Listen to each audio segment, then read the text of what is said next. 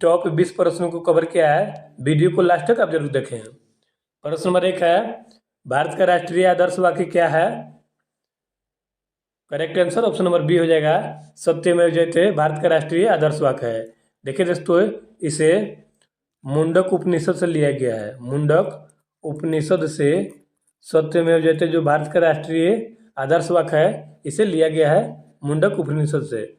उपनिषद की संख्या दोस्तों 108 होती है। इस बात का ध्यान रखिएगा। दोस्तों, चैनल पर नए हैं तो चैनल को सब्सक्राइब कर लीजिए। बिल्कुल एक्सप्लेनेशन के साथ हमने सभी प्रश्नों को कवर किया है और लास्ट तक आप जरूर देखें। यूपीएससी की स्थापना कब हुई थी? Right answer option number A हो जाएगा, 1 अक्टूबर 1926 को यूपीएससी की स्थापना हुई थी। यूपीएससी का full form union public service commission होता है।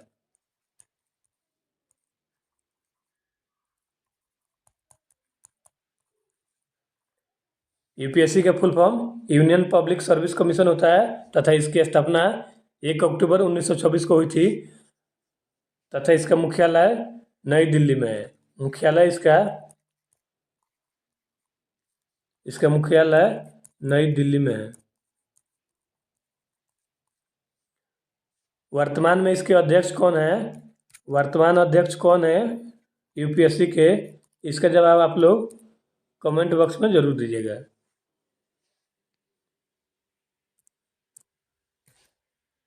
नेक्स्ट प्रश्न है, रामायण के लेखक कौन थे? रामायण के लेखक महर्षि वाल्मीकि जी हैं। देखिए फ्रेंड्स, बात करें वेद व्यास की तो महाभारत के लेखक महर्षि वेद व्यास हैं। रामायण के लेखक महर्षि वाल्मीकि है और रामचरितमानस के लेखक तुलसीदास हैं। रामचरितमानस के लेखक तुलसीदास हैं। और कालिदास की बात करें तो इन्हें भारत का शेक्सपियर कहा जाता है। भारत का शेक्सपियर कालिदास को कहा जाता है। और तुलसीदास द्वारा रचित जो है रचना रामचरितमानस है। रामायण के लेखक महर्षि वाल्मीकि है तथा महाभारत के लेखक वेद व्यास है। दोस्तों, बिल्कुल एक्सप्लेनेशन के साथ आपको सभी प्रश्न कवर कराऊंगा, तो वीडियो पर लास्ट तक आप बने रहें। नेक्स्ट प्रश्न है, इसरो का मुख्यालय कहाँ है? इसरो का मुख्यालय दोस्तों बेंगलुरु में है, कर्नाटक के बेंगलुरु में। Option number D right answer हो जाएगा। बेंगलुरु को बगीचों का शहर कहा जाता है। बगीचों का शहर बेंगलुरु को कहा जाता है। देखिए फ्रेंड्स, बात करें इसरो की तो इसरो का full form Indian Space Research Organisation होता है तथा इसकी स्थापना 1969 में की गई थी और इसका मुख्यालय बेंगलुरु में है। नेक्स्ट प्रश्न है, दिल्ली किस नदी के किनारे है? दिल्ली यमुना नदी के किनारे बसा है। देखिए दोस्तों, यमुना नदी जो है ना, गंगा नदी की सबसे बड़ी सहायक नदी है। सबसे बड़ी सहायक नदी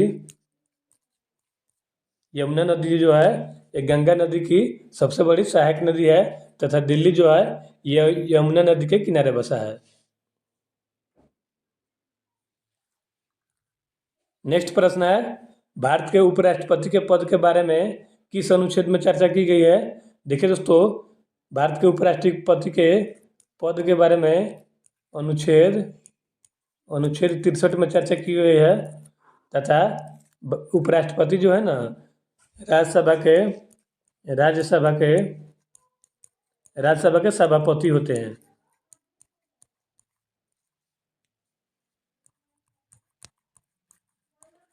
दोस्तों, कमेंट करके बताइएगा कि वर्तमान में भारत के उपराष्ट्रपति कौन है।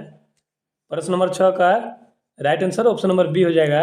अनुच्छेद 63 में उपराष्ट्रपति के पद के बारे में चर्चा की गई है तथा उपराष्ट्रपति जो है ये राज्यसभा के सभापति होते हैं। इस बात का ध्यान रखिएगा।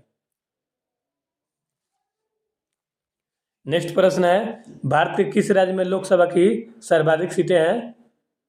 उत्तर प्रदेश में लोकसभा की सीटें सर्वाधिक है। यहाँ पे लोकसभा की सीटें की संख्या 80 है उत्तर प्रदेश में। देखिए फ्रेंड्स, बात करें लोकसभा की, तो लोकसभा के बारे में अनुच्छेद 81 में चर्चा की गई है। और लोकसभा जो है अस्थायी सदन होता है, अस्थायी सदन होता है लोकसभा। और इसके सदस्यों का कार्यकाल इसके 5 वर्ष का होता है, 5 वर्ष का।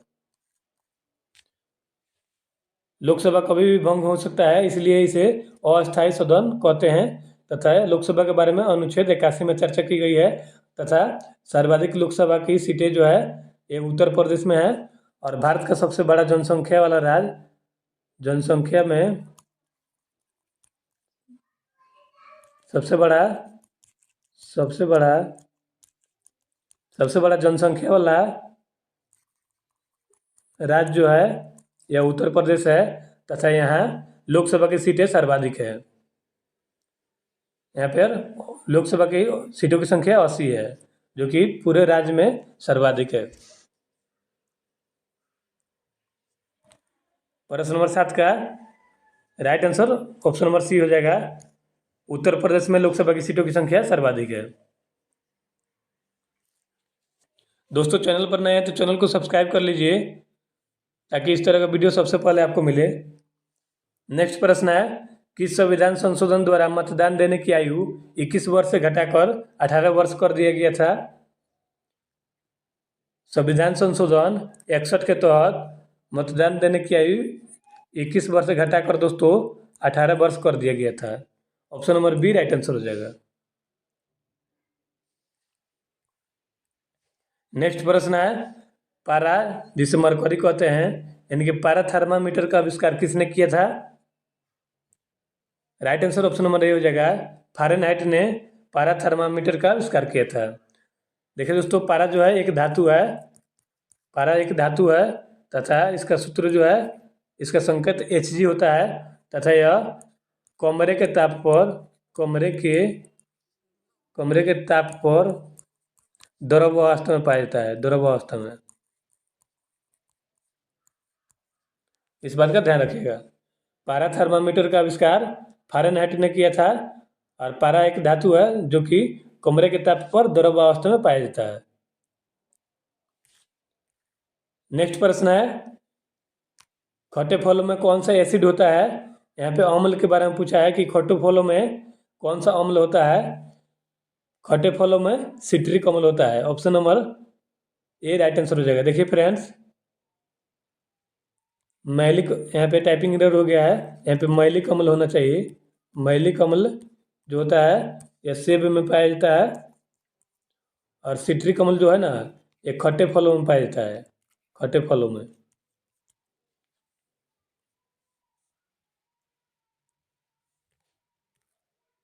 नेक्स्ट प्रश्न है, रॉलेट एक्ट को किस वर्ष लागू किया गया था? राइट आंसर इसका ऑप्शन नंबर ए हो जाएगा। 1919 में रॉलेट एक्ट को लागू किया गया था। इसमें क्या होता था दोस्तों, जिस भी राष्ट्रवादी भारत के व्यक्ति पर संदेह होता था, उसे बिना मुकदमा चलाए उस पर उसको गिरफ्तार कर लिया जाता था। इसीलिए इस एक्ट को काला कानून कहा गया। काला कानून इसे कहा गया था, रॉलेट एक्ट को। और यह 1919 में लागू किया गया था। नेक्स्ट प्रश्न है, भारतीय संविधान में कितनी भाषाएं हैं? देखिए दोस्तों, भारतीय संविधान में जो भी भाषाएं हैं ना, इन्हें संविधान के 8वीं अनुसूची में रखा गया है। 8वीं अनुसूची में रखा गया है। और वर्तमान में अनुसूचियों की संख्या 12 है। इस बात का ध्यान रखिएगा। और 22वें, देखिए दोस्तों, भारतीय संविधान में 22 भाषाओं का जिक्र है। Option number D right answer हो जाएगा। इसमें अंग्रेजी भाषा का जिक्र नहीं है, इस बात का ध्यान रखिएगा। अंग्रेजी भाषा का जिक्र, भारतीय संविधान में जो भाषाएं हैं उनमें अंग्रेजी भाषा का जिक्र नहीं किया गया है।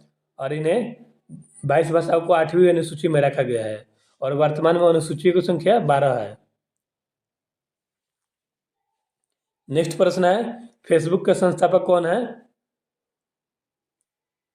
राइट आंसर हो जाएगा option number C, Mark Zuckerberg Facebook के संस्थापक हैं।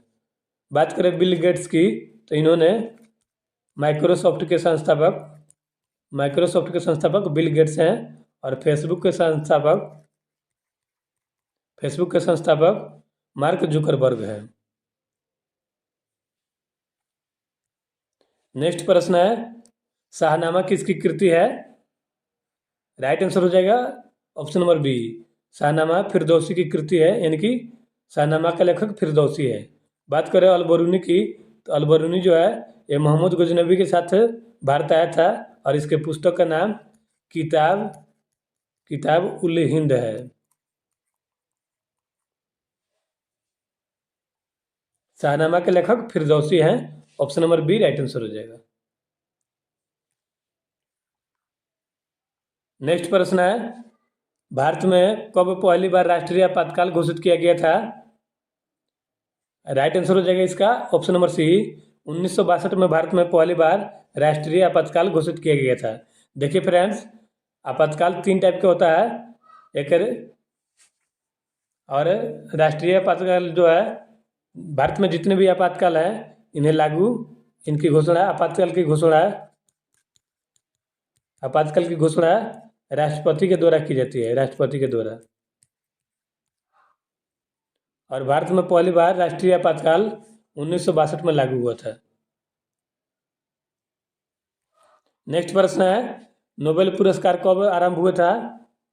देखिए फ्रेंड्स, मानव हित के लिए किसी व्यक्ति द्वारा किया गए कार्य के लिए नोबेल पुरस्कार दिया जाता है, और इसकी शुरुआत नोबेल पुरस्कार की शुरुआत 1901 में की गई थी। अल्फ्रेड नोबेल के स्मृति में नोबेल पुरस्कार की शुरुआत की गई थी। देखिए दोस्तों, अल्फ्रेड नोबेल ने डायनामाइट का खोज किया था। डायनामाइट का खोज जो है अल्फ्रेड नोबेल के द्वारा किया गया था, और इन्हीं की स्मृति में 1901 में नोबेल पुरस्कार की शुरुआत की गई थी। नेक्स्ट प्रश्न है, नाबार्ड की स्थापना कब हुई थी? देखिए फ्रेंड्स, नाबार्ड का full form national agricultural bank and rural development होता है, नाबार्ड का फुल फॉर्म, और इसकी स्थापना 1982 में की गई थी। नेक्स्ट प्रश्न है, दिल्ली सल्तनत की दरबारी भाषा क्या थी? दिल्ली सल्तनत की दरबारी भाषा फारसी थी, option number B right answer हो जाएगा। नेक्स्ट प्रश्न है, कार्बन का सर्वाधिक शुद्ध रूप कौन सा होता है? कार्बन का सर्वाधिक शुद्ध रूप हीरा होता है, और हीरा का अपवर्तनांक 2.42 होता है, तथा हीरा जो है सबसे कठोर तत्व होता है। सबसे कठोर तत्व हीरा होता है, इस बात का ध्यान रखिएगा।